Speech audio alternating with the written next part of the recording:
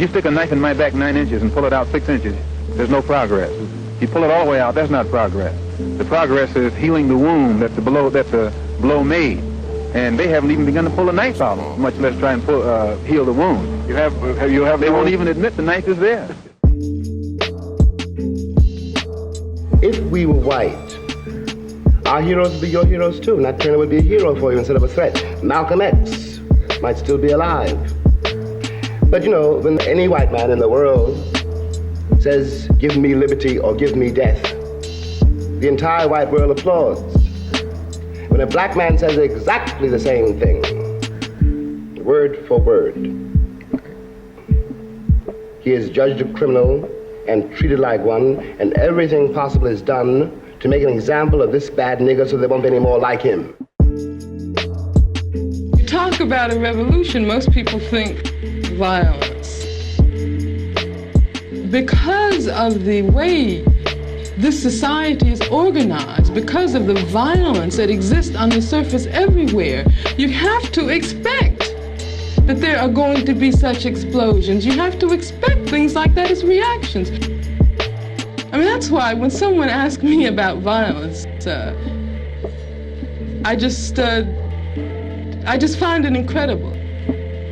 Because what it means is that the person who's asking that question has absolutely no idea what black people have gone through, what black people have experienced in this country since the time the first black person was kidnapped from the shores of Africa.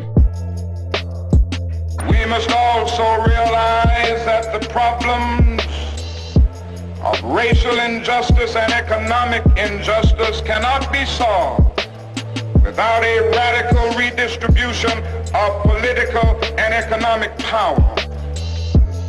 We hold these truths to be self-evident, that all men are created equal, that they are endowed by their Creator with certain inalienable rights, that among these are life, liberty, and the pursuit of happiness.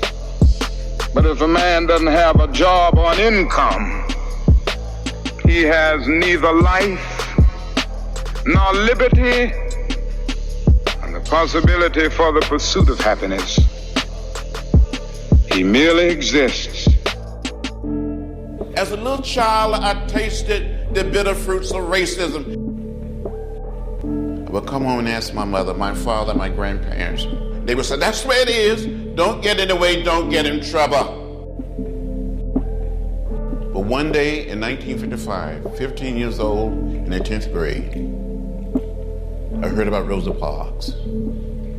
I heard the words of Martin Luther King Jr. on old radio. The action of Rosa Parks, the words and leadership of Martin Luther King Jr. inspired me to find a way to get in the way. And I got in trouble. Good trouble. Necessary trouble.